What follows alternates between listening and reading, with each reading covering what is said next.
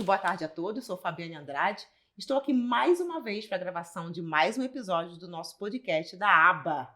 Convido vocês a participarem da ABA. Esse ano a ABA completa 22 anos de existência, porque o nosso visionário, Dr. Esdras Dantas, criou na expectativa de conseguir reunir que esses advogados, todos associados, pudessem cada vez mais desenvolver um trabalho único, exclusivo. Estou aqui com o Dr. Fernando Mello, que ele é juiz federal da Justiça Militar da União, e vai trazer para nós um pouco da sua experiência na magistratura, na carreira jurídica e toda uma trajetória que ele vem desempenhando ao longo de anos de vida na advocacia também. Muito obrigada, doutor Fernando, por estar aqui presente conosco. Boa tarde, Fabiana. É um prazer estar aqui na ABA e um prazer mesmo. Tenho um apreço pessoal muito grande para o professor Esdras, que eu conheço há uns 20 anos já, desde a época que a gente dava aula juntos na faculdade. Que bom, fico feliz de você ter podido disponibilizar um pouco do seu tempo para contar um pouco da sua trajetória, da sua história. E antes de iniciarmos falando da sua carreira na magistratura, gostaria de saber, o senhor chegou a advogar antes de fazer os concursos públicos que o senhor disse aqui?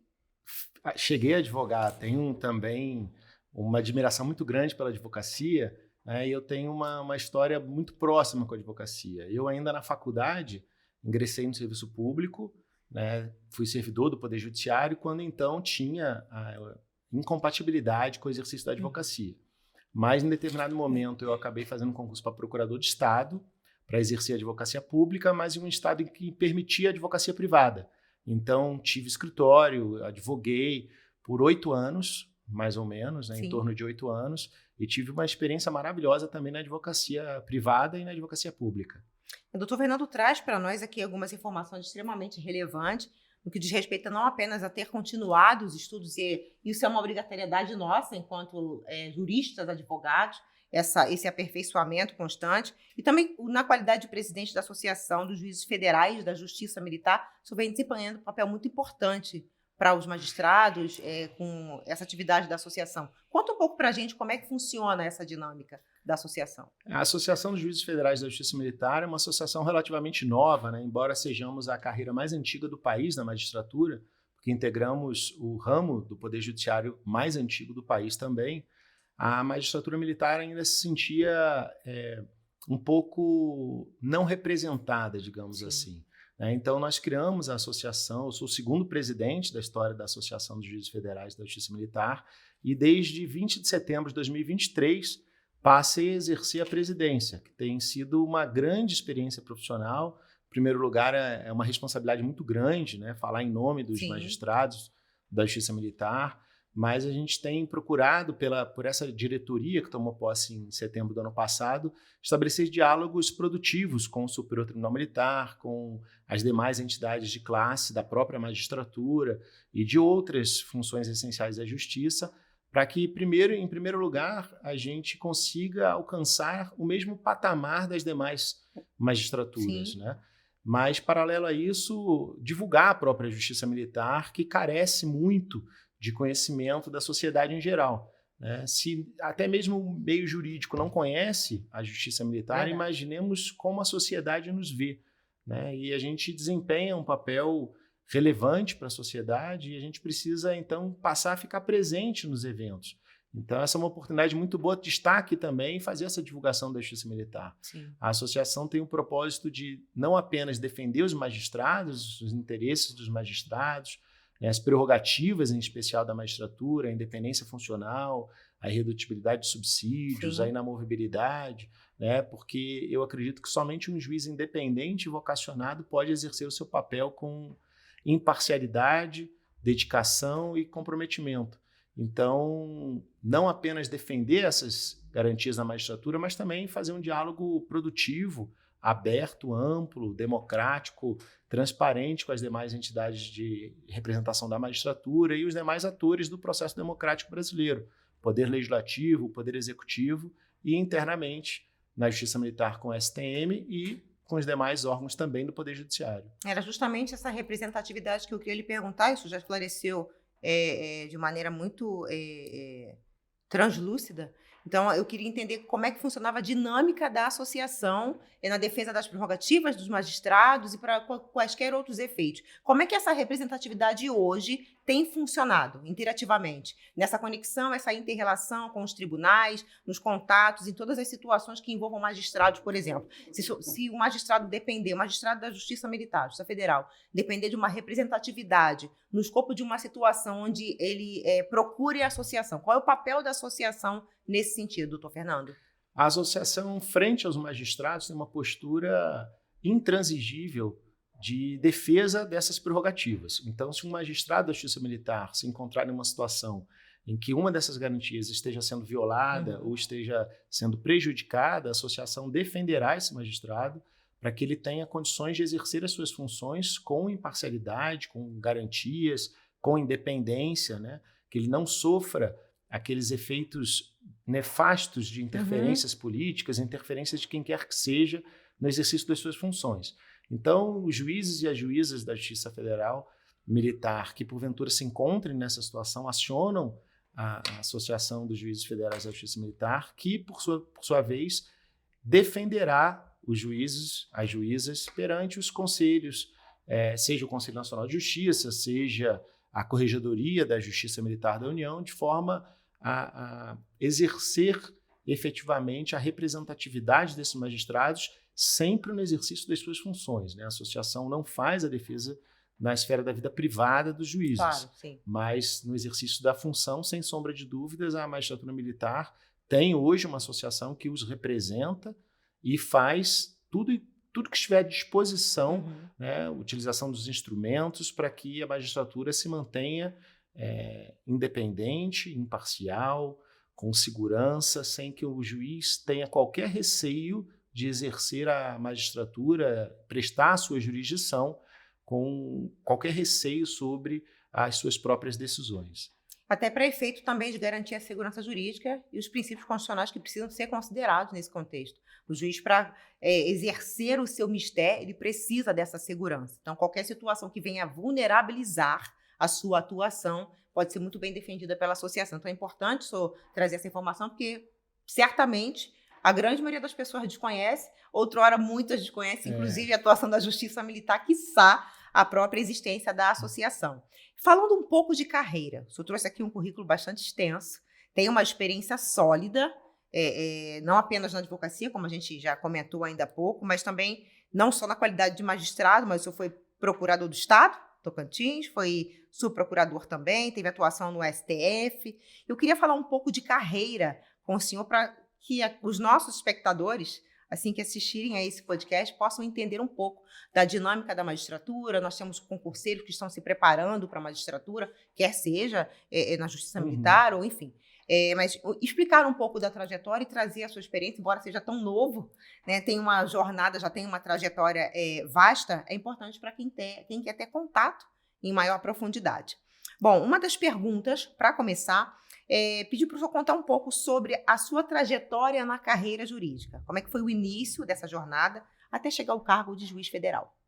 Fabiane, a minha jornada começou em 2003, 2004. Já tem mais de 20 anos que eu estou atuando no serviço público, né? Inicialmente, claro, o primeiro degrau foi um estágio que eu tive no próprio Superior Tribunal Militar. Por ironia de destino, meu primeiro estágio no serviço público foi na Justiça Militar, no segundo grau da Justiça Militar, no Superior Tribunal Militar, quando lá exerci funções, né, de revisão de texto, análise de jurisprudência, na então Diretoria Judiciária do STM, hoje Secretaria Judiciária.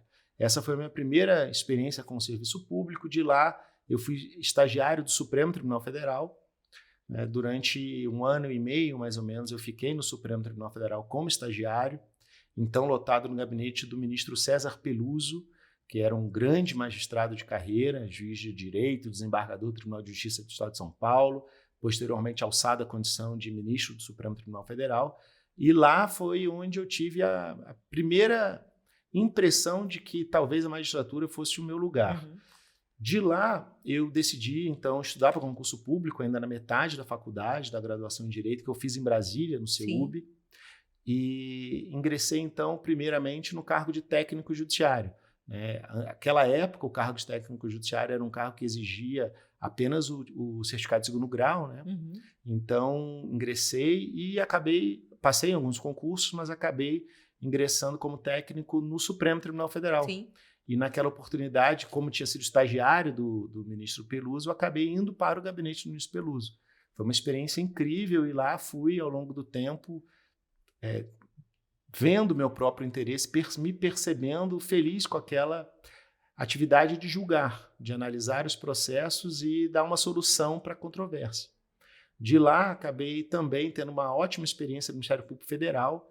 Eu passei no concurso para servidor no Ministério Público Federal, fiquei 1 ano e meio, 2 anos também na Procuradoria Regional da Primeira Região, Procuradoria Regional da República, lotado num gabinete de uma Procuradora Regional da República, que depois chegou à Procuradoria-Geral da República como subprocuradora-geral, e eu tive uma excelente impressão, uma excelente experiência também no Ministério Público, e eu costumo dizer que quando a gente muda para o outro lado do balcão, a gente passa a ter olhos mais abertos e mais críticos.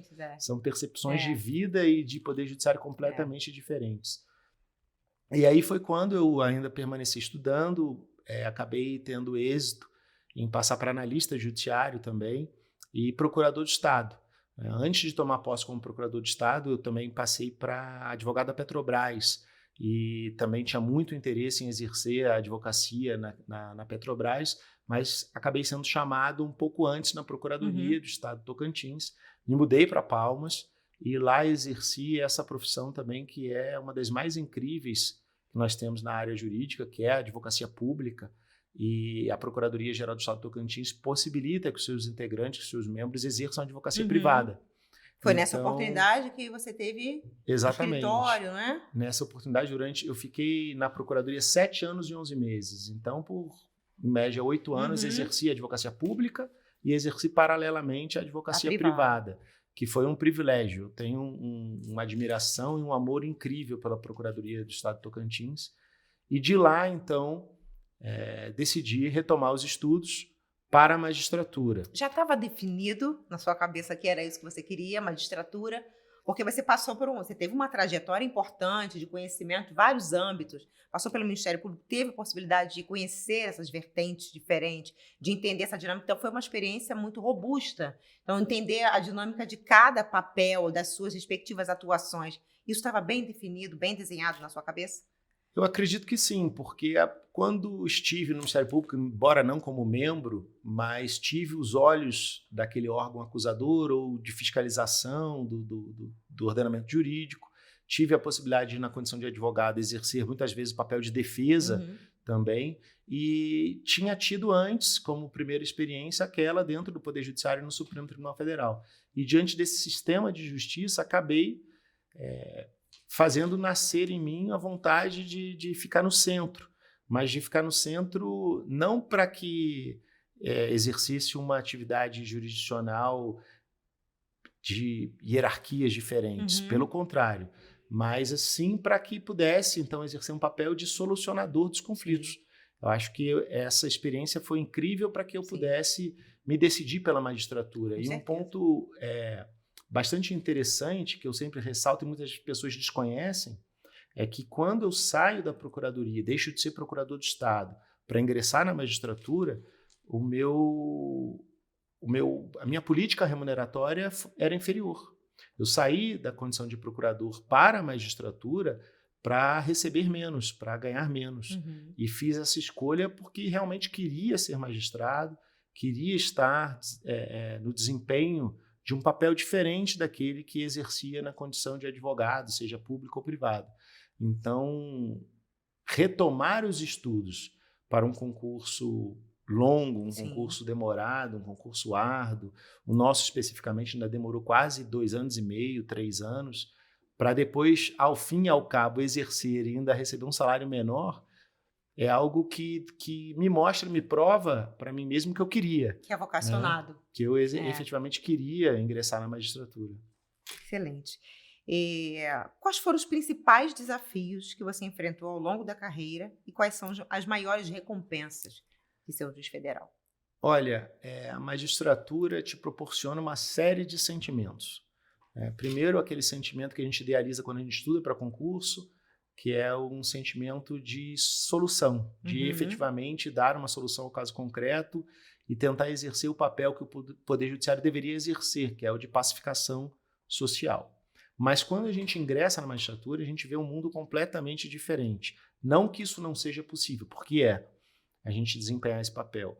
Mas quando o aluno da faculdade sonha em ser juiz ou juíza e depois ingressa na magistratura, a gente vê que a magistratura não é apenas decidir. Sim. A magistratura nos impõe uma série de outros deveres, dentre eles responsabilidades administrativas como gestores, que a gente não sequer imaginava que existia. Uhum.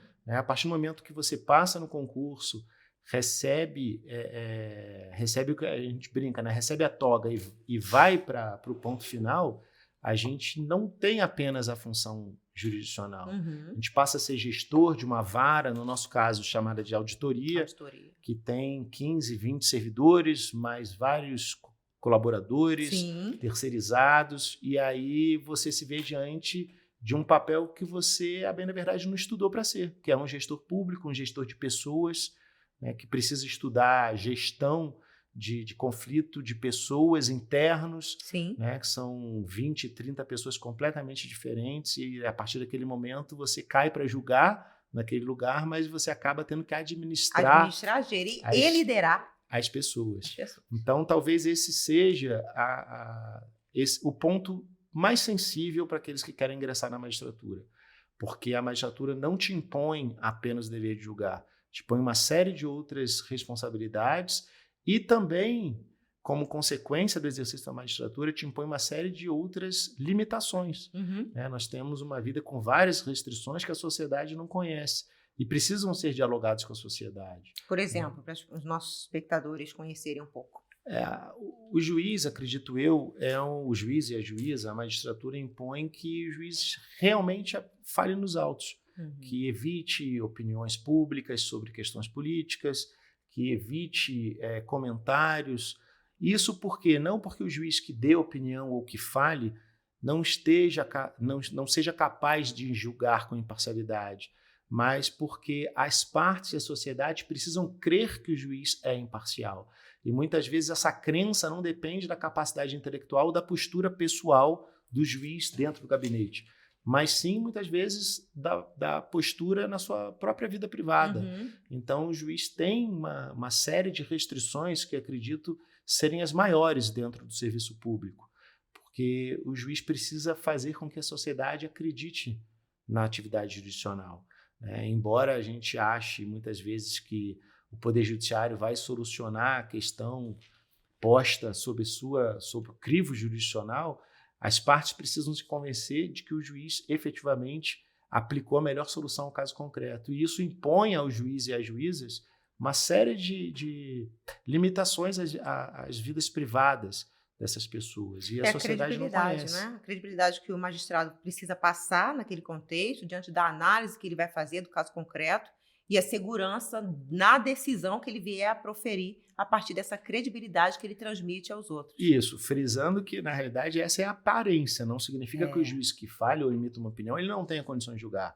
Acredito e conheço vários colegas no Brasil inteiro, magistrados e magistradas, exercem esse papel com muita devoção, muita dedicação, com muito sacrifício pessoal, porque a magistratura é um sacrifício diário. Sim. E muitas vezes são... Assim como a advocacia, não é? Mas muitas vezes a sociedade não enxerga isso na magistratura.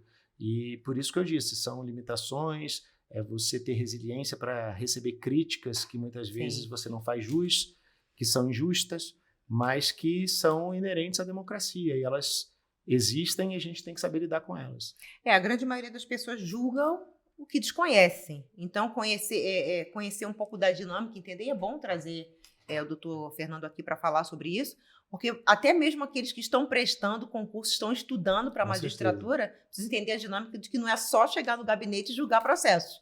Não, vai só julgar e vai proferir decisões e despachos e sentenças e vou embora, o restante é com vocês. Não. Embora tenha um diretor de secretaria ou um responsável do expediente, todo esse trabalho é feito de forma conjunta, onde todos precisam trabalhar em prol de um mesmo objetivo, qual seja, para além das decisões que o magistrado vai proferir nos casos concretos, bem como também administrar toda uma logística de pessoal e essas questões todas que o doutor pontuou. questões pessoais, afetos aos serventuários e situações muito específicas que precisam ser contingenciadas também. E como é contingenciar, administrar essa questão da opinião pública, por exemplo? Sei que a Justiça Militar é um ambiente mais restrito, e ser juiz federal da Justiça Militar, que é algo que recentemente sofreu essa alteração, é algo bastante específico, mas no contexto da magistratura em si, as opiniões públicas são constantes, esses julgamentos prévios de olhar para o magistrado e achar que ele está num patamar superior, que é intocável, que alguém que você não possa se aproximar, ainda existe. Esse estigma existe. Como é que é driblar essa situação no dia a dia, no exercício da sua atividade? Então, Fabiane, eu te falo da minha experiência pessoal e da minha própria personalidade, né? Eu sou uma pessoa que acredito ter uma facilidade muito grande de ficar alheio às críticas. Eu não costumo dar muita importância às críticas, até porque, como você disse, a maioria das críticas vem do desconhecimento. Uhum. As pessoas que desconhecem o Poder Judiciário, desconhecem, especialmente no nosso caso, a magistratura militar e a própria Justiça Militar, acabam por tecer críticas que são completamente desconexas com a realidade. Eu não tenho qualquer dificuldade com críticas, nunca me submeti a me preocupar com elas, mas elas existem e todas as pessoas são diferentes. Então, isso pode afetar um ou outro com mais intensidade, incomodar um ou outro com mais intensidade. Eu mesmo confesso que não tenho tantas preocupações com as críticas. Até porque uma coisa que eu sempre falo e friso é que as críticas ao Poder Judiciário, como eu disse, vêm daqueles que não conhecem o Poder Judiciário. Né? E isso não pode ser um obstáculo para que a gente defenda o Poder Judiciário. Né? Acredito que só uma nação absolutamente suicida entraria num processo de degradação do Poder Judiciário, porque o juiz e a juíza, lá na ponta, é a última esperança de um cidadão que anseia por justiça. Então, só mesmo uma nação que não consegue enxergar a função do Poder Judiciário é que entraria num processo de degradação desse poder, que, como eu disse, é a última ponta de esperança de um brasileiro que anseia por justiça. Perfeito. Falando um pouco no âmbito dos concursos, você que tem tanta experiência com concursos, existe algum erro comum que você vislumbre entre os concurseiros que gostariam de se destacar no concurso para a magistratura, por exemplo, a fim de que eles evitassem cometer? O que você vislumbra de mais importante? Eu poderia falar bastante sobre concursos. Pensando especificamente no da magistratura, talvez o maior erro seja o candidato ou a candidata se limitarem a estudar para uma fase do concurso. Tem muita gente que estuda 1, 2 anos, se dedica ao máximo, horas e horas a fio, deixa as famílias em segundo plano para poder estudar, e elas se preparam para um concurso de primeira fase. Acabam atingindo notas gigantes e altas numa primeira fase, mas esquecem que a segunda fase é a fase das questões subjetivas, é a fase das sentenças, e depois dessa fase você ainda tem a prova oral. Então você tem que tentar fazer um concurso que consiga, uma preparação, melhor dizendo, que consiga aliar as 3 fases. Né? É um concurso de 5 fases, mas de capacidade intelectual são 3 fases. A objetiva, que é aquela de marca X, depois a subjetiva, que engloba a prova subjetiva com perguntas, as provas de sentença e depois a prova oral. Né? Você se limitar a uma dessas fases é o pior erro, porque você se dedica a anos, alcança notas incríveis na primeira fase, passa, mas não está preparado para responder subjetivamente a uma questão, por exemplo. Ou então deixou de treinar a sentença. Ou então depois chega numa prova oral e não consegue responder as perguntas. Porque são perfis completamente diferentes de avaliação. Então você tem que tentar sempre aliar. De nada adianta você ser o primeiro colocado na prova objetiva e depois não conseguir fazer uma sentença. De nada adianta você fazer a sentença melhor do mundo e depois não conseguir concatenar as suas respostas na prova oral. Então, uma preparação que consiga conjugar essas fases não é fácil, mas é possível. E ela tem que ser pensada desde o início para que você não morra na segunda fase, para que você não fique sempre na segunda fase de uma prova subjetiva, que é muito comum. Tem muito candidato. Parece um erro muito comum. Tem muito candidato que consegue chegar em 3, 4, 5 provas de magistratura. Na segunda fase, chega na segunda fase e perde o concurso, porque não desenvolveu um critério de como responder as perguntas, uma estratégia de como utilizar o tempo para responder as perguntas. Então, acho que essa é uma... Se eu pudesse dar uma dica, seria essa para aqueles que têm interesse no concurso da magistratura. E essa estratégia organizacional implica que o candidato se prepare para cada uma dessas etapas em um momento em que ele saiba que no avançar para a posterior ele já esteja com tudo isso muito bem delimitado. É como fazer o concurso para delegado, por exemplo, e não se preparar para o teste físico, Não que faz é nenhum muito sentido, comum e de é muito acontecer. comum. Muitas pessoas focam mais no aspecto intelectual, vou estudar porque eu preciso passar no concurso, exatamente isso que o doutor falou, passar na primeira fase, eu passo na prova objetiva, depois vem a dissertativa, vem a prova de sentença. Se eu passo na primeira, estou garantido? Claro que não. Então, essa preparação implica todo um contexto estrutural organizacional, é bem importante o que o doutor trouxe, porque denota que o candidato esteja realmente preparado para as próximas etapas dos concursos. Eu falo por experiência, eu tive a oportunidade de fazer o concurso de delegado da Polícia Federal, uma certa vez passei, e eu fazia uma preparação com o personal training, e na oportunidade eu não pude dar seguimento em razão de questões de saúde, mas já era uma preparação em paralelo à intelectual que eu fazia, para além dos cursinhos, o doutor deve lembrar, finais de semana inteiros e durante a semana e estudando até altas madrugadas, mas essa preparação física também é super importante. E para a magistratura mais ainda, nas suas 5 fases, ela é fundamental. E a gente ainda tem uma fase de títulos que muita gente esquece que ela existe porque acha que é só passar na prova. De fato, passar na prova é uma condição sine qua non para aprovação, mas os títulos são cada vez mais importantes, porque podem definir você ser ou não nomeado, ou a cidade em que você vai ser lotado, aquela última classificação, colocação no concurso. Critérios de desempate também. Ou não tanto. Acaba sendo um critério de desempate, porque se você empatar em todas as provas, mas pode fazer com que você perca uma ou outra posição porque você não tem uma pós, porque o outro candidato tem um mestrado. Então, vale a pena também ficar de olho nessa fase do concurso, né, que não é eliminatória, você pode não ter muitos títulos, mas isso vai determinar a sua classificação final. Então, é importante que você tente publicar artigos, é importante que você faça uma pós-graduação, se você já tiver um mestrado, melhor ainda, outras aprovações em concursos. Que foi o seu caso? Sim, eu tive uma boa nota na prova de títulos porque eu tinha aprovações para advocacia pública, eu tinha minha experiência de procurador, eu tinha advocacia, eu tinha artigos publicados, eu tinha livro publicado, então isso com certeza me ajudou muito na minha classificação final.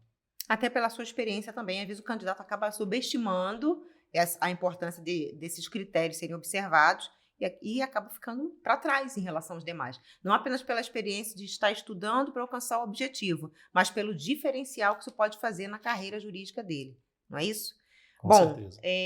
Como é que você vê o futuro da carreira jurídica no Brasil? Existe alguma tendência ou mudança que você considera importante para os futuros profissionais estarem atentos? Fabiane, se eu tivesse que te dar uma única preocupação que pode ser o determinante para a carreira jurídica como um todo, né? Para a magistratura, para o Ministério Público, para a advocacia, para a Defensoria Pública, seria como nós vamos lidar com a inteligência artificial. A inteligência artificial não substitui o advogado, não substitui o promotor, não substitui o defensor, não substitui o juiz, mas pode ser um grande auxiliar no desempenho das nossas atividades profissionais. Muitas vezes porque se torna uma pesquisa de jurisprudência mais fácil, torna uma petição mais clara de ser lida, com o auxílio do visual law, por exemplo, que talvez teses mais complexas possam ser desenvolvidas de forma mais clara, de forma mais objetiva. Então, eu acho que o profissional do futuro da área jurídica tem que dialogar muito com a inteligência artificial. Não para substituir o seu raciocínio, a sua atividade intelectual, a sua profissão técnica dita, mas sim para auxiliar o desempenho dessas funções. Nós temos grandes e infinitas possibilidades da inteligência artificial ser utilizada a nosso favor, pelo nosso sistema de justiça, em qualquer dos papéis ou das funções que vamos exercer, seja no pedir, seja no Ministério Público, seja no decidir, seja em qual for. A inteligência artificial não vai substituir, mas pode ser um grande aliado. É importante trazer nesse contexto, estive até com o professor doutor Alexandre aqui, falando um pouco dessa questão do ambiente digital, de como os nossos dados podem vir a ser vulnerabilizados, muito embora exista, embora atrasados, tivemos a nossa LGPD Sim. publicada, embora atrasados em relação aos outros países, mas no âmbito da proteção de dados, na qualidade de direitos fundamentais, tivemos aí a emenda 115 publicada. Porém, entender essa dinâmica da inteligência artificial, ela denota a que nós consigamos utilizar da forma como o doutor falou, para não apenas para fins de compreensão, mas para nos dar suporte de como exercer melhor o nosso trabalho. Então, esse ambiente metaverso, eu até tive a oportunidade de algumas vezes estudar sobre o assunto, de palestrar também, é um ambiente que hoje faz parte da nossa realidade. Por mais que nós não queiramos nos adaptar, eu me lembro até no início da criação do processo eletrônico, alguns advogados um pouco mais resistentes iam para a OAB, eu era do Rio de Janeiro, iam utilizar as máquinas de escrever. Não, mas eu não gosto de utilizar computador, não gosto dessa coisa. E aí, de repente, nós nos vimos em uma situação onde os processos foram todos transformados em processos eletrônicos, onde nós nos deparamos com um ambiente virtual, onde nós nos deparamos com a inteligência artificial hoje, que ela vem para nos auxiliar, para possibilitar que nós consigamos desempenhar um papel mais efetivo da nossa advocacia, na magistratura, nas procuradorias, porém, resguardadas as devidas proporções com determinados cuidados. E eu acho que essa cautela, ela implica que nós estudemos, nos aprofundemos e que busquemos cada vez mais entender essa dinâmica. Por isso, eu acho tão importante, doutor, trazer isso, a inteligência artificial no escopo da magistratura, a inteligência artificial no escopo da advocacia, o próprio ChatGPT, que é utilizado e que precisa ser utilizado com muito cuidado, diante das informações que são veiculadas, o nível de rapidez, a velocidade com que ele traz informações, quando você busca de alguma forma, é algo que precisa ser administrado da melhor forma possível.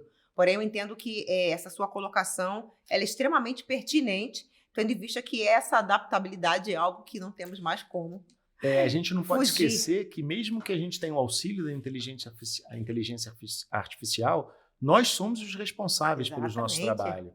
A gente nunca vai ser capaz e não pode fazer uma delegação para a inteligência artificial. Tudo aquilo que a gente eventualmente buscar, seja o papel que você vem exercer no sistema de justiça, mas essa busca que você faz não te isenta de responsabilidade. Se a inteligência artificial lhe dá uma informação que você não checa, você é responsável por aquilo que você subscreve. Então, esse é um ponto de muita reflexão, de muita relevância, de muita necessidade de autocompreensão nos nossos papéis. E, como você disse, ainda sobre a inteligência artificial, nós não seremos substituídos, mas nós precisamos aprender a utilizá-la.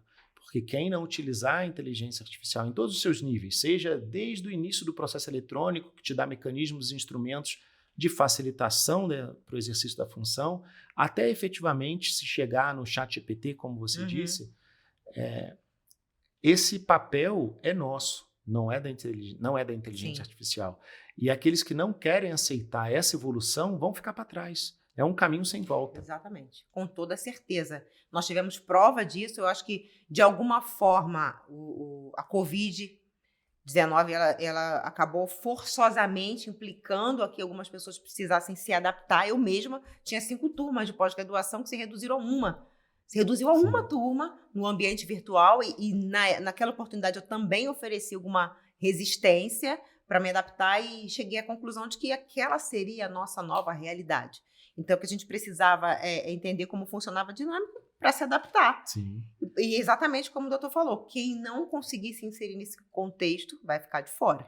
Vai ficar de fora. E aproveitando ainda a sua fala, nós tivemos uma grande evolução dentro do sistema de justiça com as audiências por videoconferência.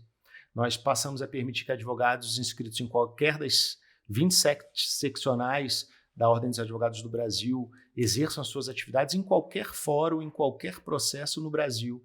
Nós tivemos a oportunidade de permitir que testemunhas não percam dia de trabalho para serem ouvidas.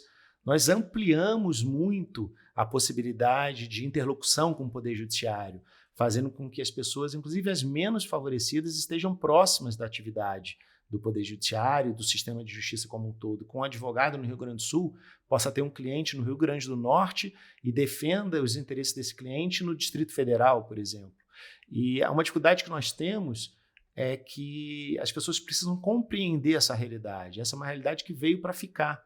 Exigir que todos voltem às suas atividades presenciais é um caminho retrógrado. Um retrocesso, um retrocesso claríssimo, porque vai o defensor público que deixar a sede do seu trabalho para se deslocar todos os dias para ir até o fórum, nesse deslocamento, imagine na cidade do Rio de Janeiro, em São Paulo, em Brasília. O tempo que ele perde. O tempo que ele perde, que são outros hipossuficientes que deixam de ter atendimento.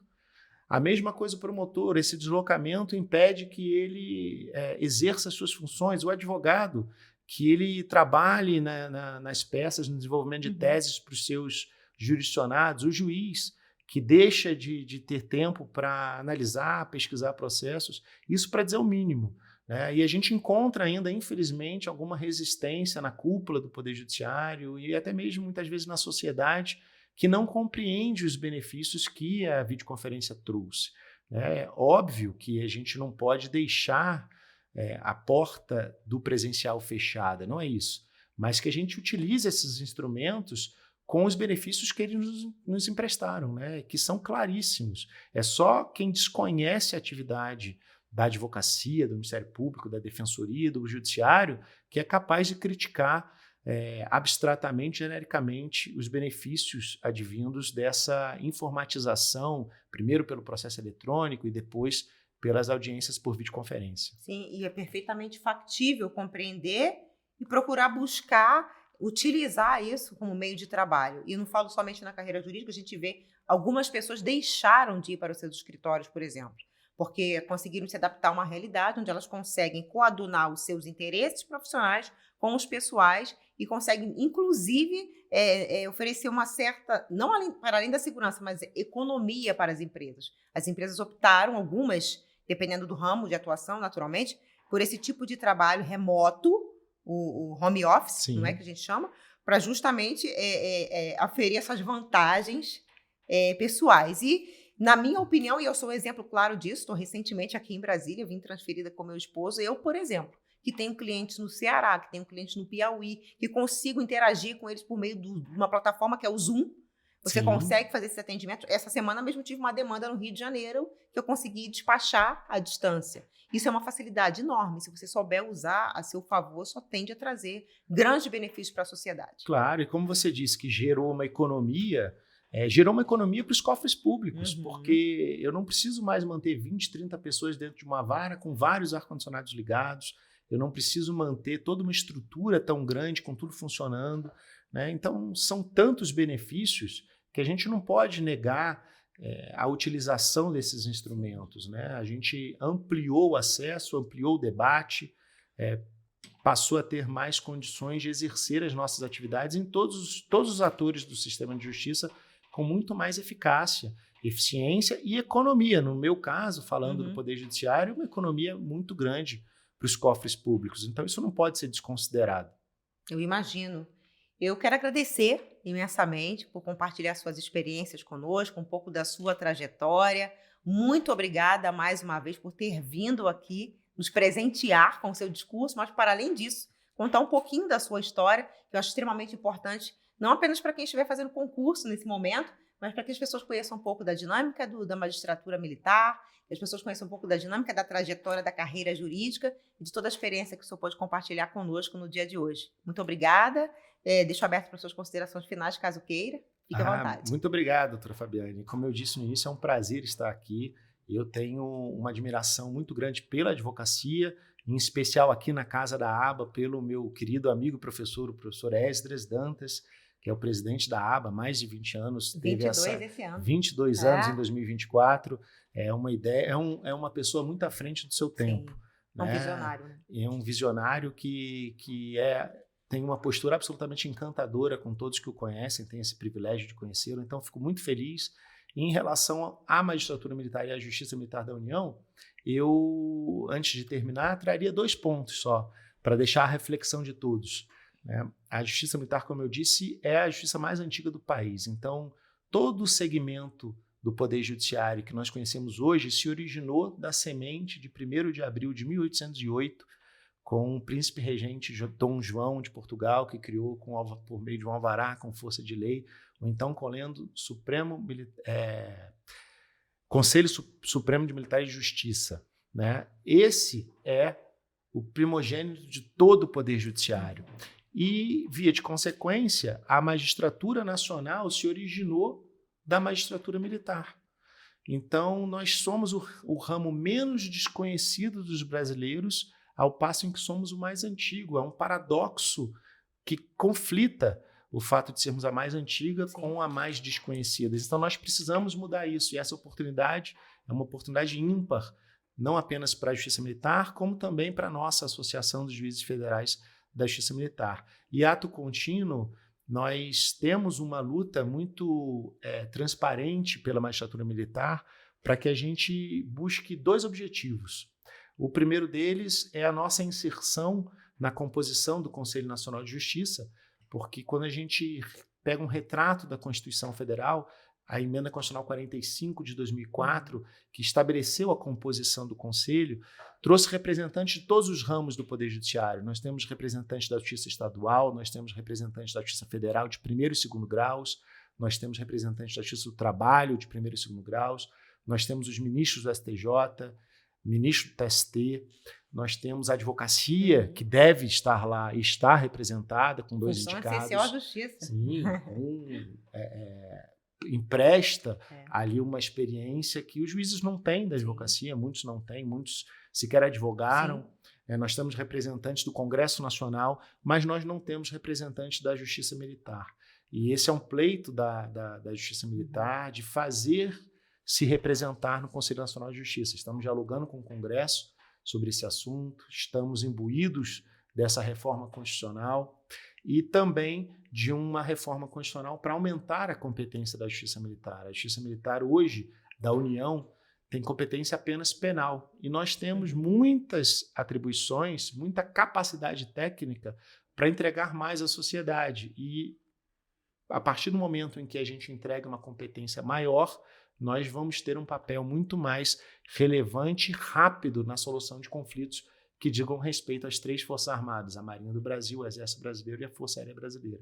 Então, esses 2 pleitos, esses 2 objetivos da associação, né, que dialogamos com os demais ramos da Justiça Militar Estadual, dialogamos com o Superior Tribunal Militar, mas nós vamos até o final para buscar esse reconhecimento do Poder Constituinte reformador e que vai ser extremamente importante. Então, como último recado, eu agradeço novamente a oportunidade e deixo isso à reflexão. Estamos abertos ao diálogo, queremos participar e não temos receio algum de ingressarmos nessas instituições, nos órgãos colegiados, em especial o Conselho Nacional de Justiça, ou dialogar com o Congresso Nacional, porque são pleitos justos, que são legítimos. Sim. E são imprescindíveis para a sociedade. Então, acho que, como um recado final, eu trago essas 2 reflexões para a gente debater já também, quem sabe, aí, né, participar um dia de um evento da ABA que possa promover esses debates. Né? São debates contemporâneos, são debates relevantes para a sociedade e para a advocacia. Sim. Né? Talvez a advocacia tenha também muito a contribuir com esses debates, porque conhece o Poder Judiciário, conhece a Justiça Federal Comum, conhece a Justiça Militar, e a gente consiga fazer essa adequação da melhor forma possível. E principalmente levando-se em consideração a importância da Justiça Militar no país. Então, esse contexto histórico, não apenas no sentido de dizer que é a justiça mais antiga e ainda o ilustre desconhecido, sim, mas principalmente para que as pessoas entendam a importância de ela exercer esse papel determinante, principalmente com essa representatividade. Muito obrigada mais uma vez. Obrigado. Eu sou Fabiane Andrade, falo diretamente aqui da ABA Nacional, sou coordenadora do podcast da ABA e espero você no próximo episódio. Obrigada.